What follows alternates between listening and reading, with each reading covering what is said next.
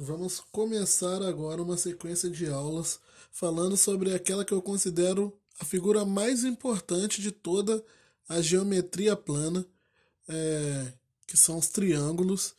Você sempre saber mais sobre triângulos sempre nunca vai ser uma perda, sempre vai poder te ajudar em um exercício ou outro, cada vez que você souber mais teoremas, souber utilizar mais teoremas e utilizar melhor as informações envolvendo os triângulos, isso sempre vai te ajudar a resolver problemas na geometria plana, não só se tratando apenas de problemas de triângulos, mas de problemas de outras figuras, no caso de outros polígonos. Isso porque todos os polígonos nós podemos dividi-los em uma determinada quantidade de triângulos. Na verdade, os outros polígonos, aí eu estou falando dos polígonos é, convexos, que são os mais comuns que nós utilizamos normalmente, quadrado, os paralelogramos, retângulos, losangos, trapézios. Esses polígonos, eles são todos eles podem ser subdivididos em triângulos. E isso pode te ajudar em algum momento você observar medidas, poder transportar medidas, calcular medidas de triângulos e depois transportar isso para os polígonos que você estiver trabalhando. É, os, os hexágonos, as figuras regulares, como por exemplo os hexágonos regulares, eles utilizam muito é, das informações de triângulos para resolver os problemas envolvendo hexágonos regulares. Então, os triângulos, eles, eles estão aí, eu considero eles as figuras mais importantes aí da geometria plana, por isso, pelo menos no que diz respeito ao ensino regular. Tá? No ensino superior, outras figuras acabam tomando, às vezes, uma maior importância que ele, dependendo da situação que você estiver trabalhando. Na verdade, todas elas são importantes, mas para o ensino regular, triângulos. E depois dos triângulos, os círculos. Tudo que você puder saber dessas duas figuras para a geometria plana vai te ajudar de alguma forma. Então, a definição, dados três pontos A, B e C não colineares, chamamos de triângulo a reunião dos segmentos AB, AC e BC. Então, dados os três pontos não colineares, significa que esses pontos não estão alinhados. Porque se esses pontos estivessem alinhados, eles seriam uma reta, né? Três pontos alinhados formam uma reta. Então aqui, se eu tivesse os três pontos sobre a mesma linha, isso que significa ser colineares. Não colineares significa que eles não estão em linha. Então aqui, o segmento AB mais o segmento BC. Faltou o ponto C aqui, né? O vértice C. Mais o segmento AC vão formar a reunião desses três segmentos fechados, vão formar essa figura que nós chamamos de triângulos. Os vértices são os pontos, esses aqui são os elementos do triângulo, né? Os vértices são os pontos A, B e C, que formam o triângulo.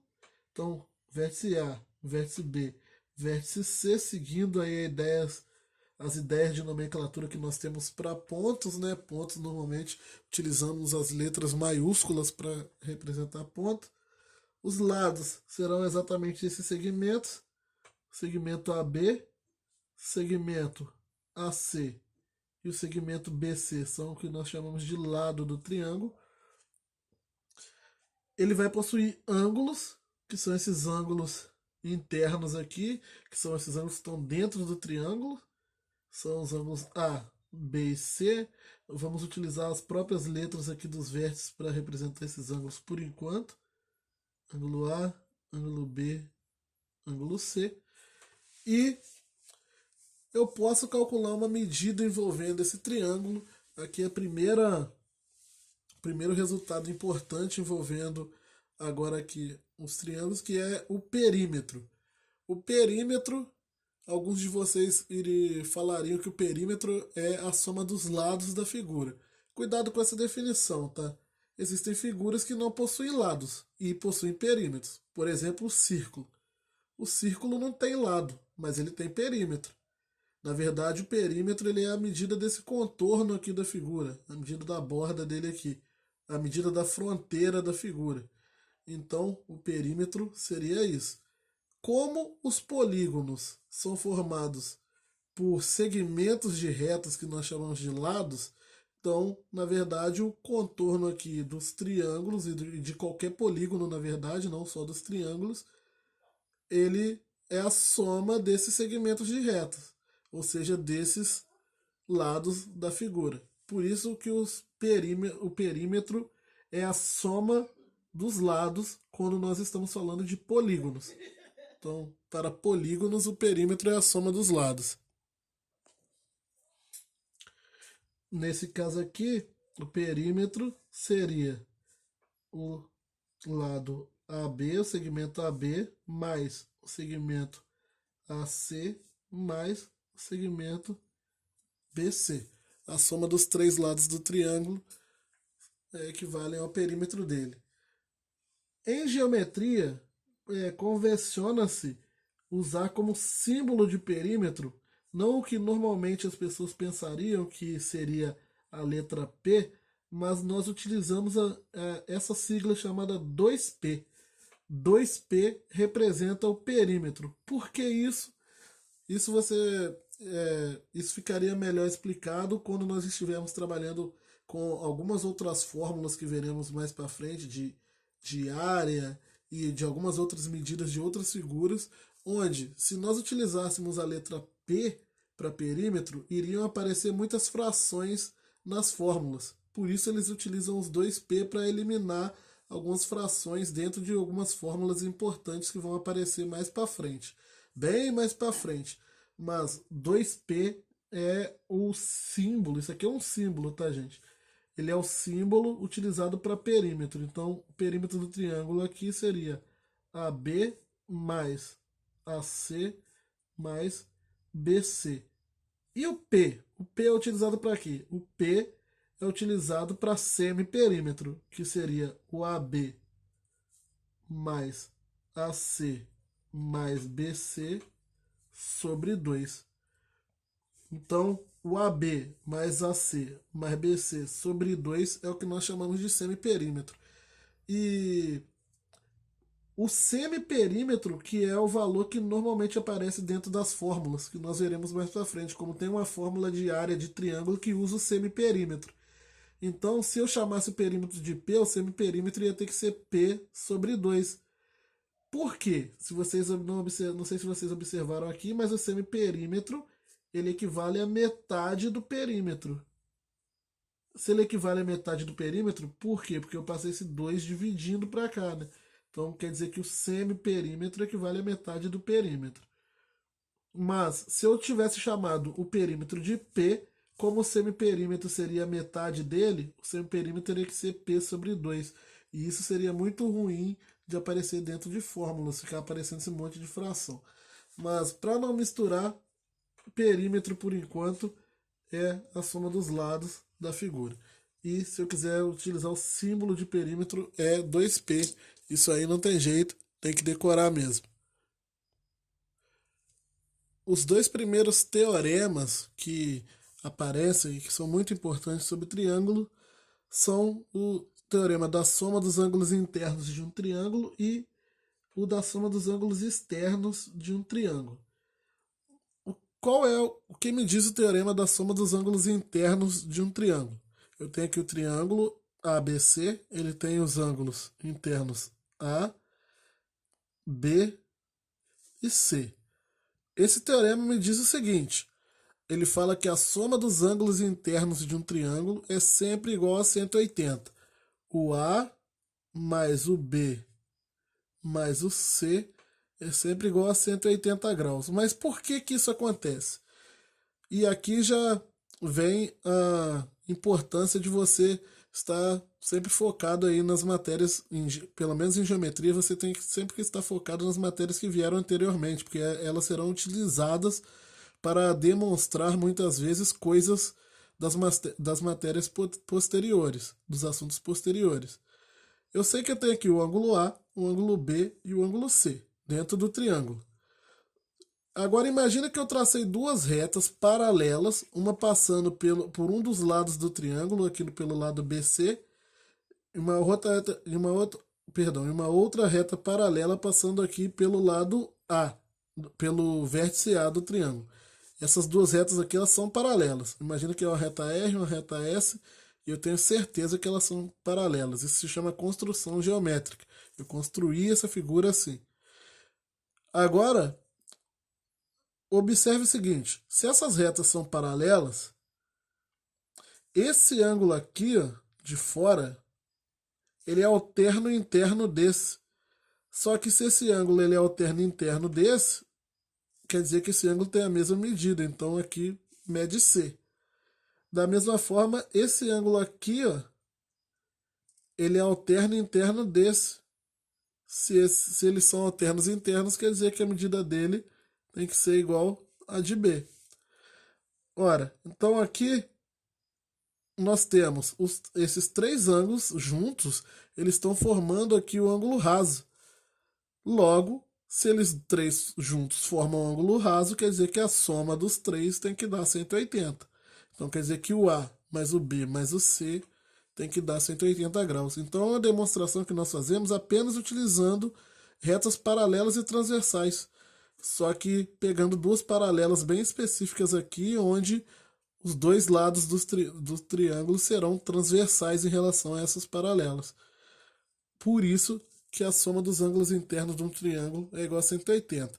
Você precisa decorar essa demonstração? Não. Isso aqui é só para você saber a importância dessas demonstrações que os geômetras vieram fazendo, uma depois da outra, e utilizando para provar coisas novas. Nós só sabemos que a soma dos ângulos internos de um triângulo é igual a 180 porque antes alguém demonstrou essas questões aqui envolvendo retas paralelas e transversais. E a soma dos ângulos externos de um triângulo é igual às. Eu quero saber qual é a soma dos ângulos externos de um triângulo. Primeiro, o que é o ângulo externo de um triângulo? O ângulo externo é esse ângulo que eu formo aqui no triângulo. Vou pensar aqui onde eu vou fazer para ficar melhor. Ó, é o ângulo que eu formo aqui. Vou formar para cá. Quando eu estendo os lados do triângulo, um dos lados dele, e formo um ângulo aqui fora, entre essa extensão que eu criei e o lado aqui, que não é o lado estendido, no caso, que é esse lado aumentado, esse ângulo aqui fora é o que eu chamo de ângulo externo do triângulo. Então eu tenho esse ângulo aqui, eu teria aqui para cima um outro ângulo,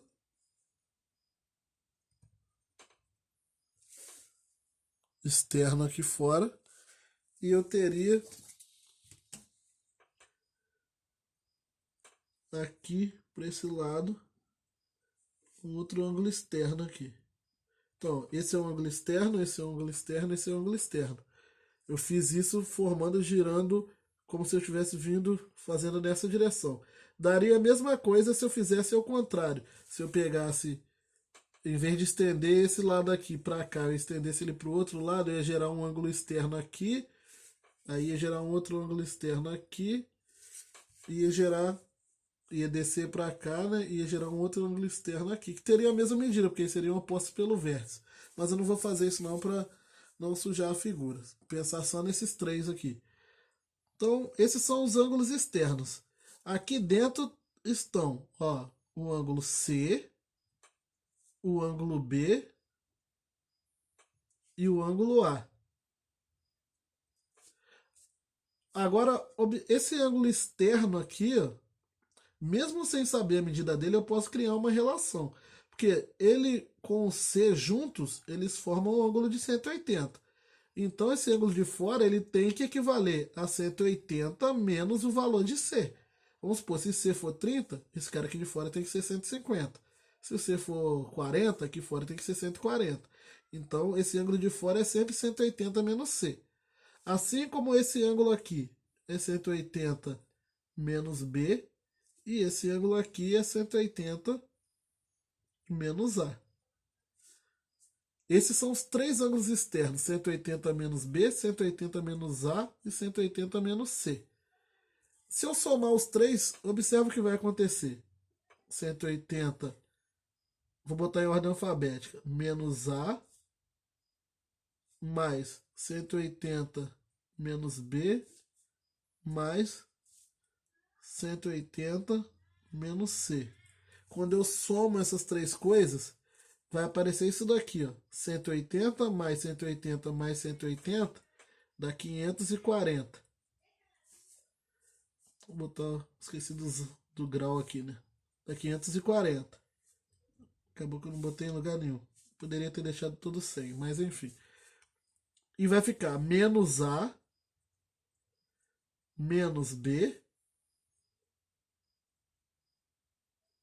menos C. Só que aqui eu tenho menos, menos e menos. O menos aparecendo nas três letras. Eu posso colocar esse menos em evidência. Então vai ficar. É como se fosse um menos um vezes A, menos um vezes B, menos um vezes C. Colocando esse menos em evidência, fica menos A mais B mais C. De novo, de onde saiu isso? É como se eu tivesse tirado. Tira do parênteses aqui, parênteses para você ver. Quando eu tenho um sinal de menos fora do parênteses, eu não tenho que tirar os caras trocando sinal. É como se eu tivesse feito o contrário aqui para voltar com eles para dentro do parênteses. Eu botei em evidência o sinal de menos e os caras se somando lá dentro do parênteses. Por que, que eu fiz isso? Porque acabei de mostrar aqui, pelo teorema da soma dos ângulos internos, que o ângulo A, B e C de qualquer triângulo, a soma deles é igual a 180. Isso significa que aqui vai dar 540 menos 180. Só que 540 menos 180 é 360 graus. O que, que eu fiz? O que, que eu demonstrei aqui? Eu peguei três ângulos de um triângulo qualquer, poderia ser qualquer triângulo, porque eu não dei valores numéricos para os ângulos A, B e C, e demonstrei que a partir do momento que eu somo esses três ângulos externos desse triângulo, a soma está dando 360. Esse é um dos resultados aí mais importantes sobre triângulo, e depois nós vamos ver que esse é um resultado que serve para qualquer polígono, não só para triângulos. A soma dos ângulos externos é sempre igual a 360. O polígono pode ser um triângulo que tem três lados, mas se você pegar um polígono de 20 lados, a soma dos ângulos externos vai ser igual a 360. Isso vai servir aí, mas por enquanto estamos em triângulos. Eu vou parar essa primeira aula por aqui, para não ficar muito grande, já está até grande demais.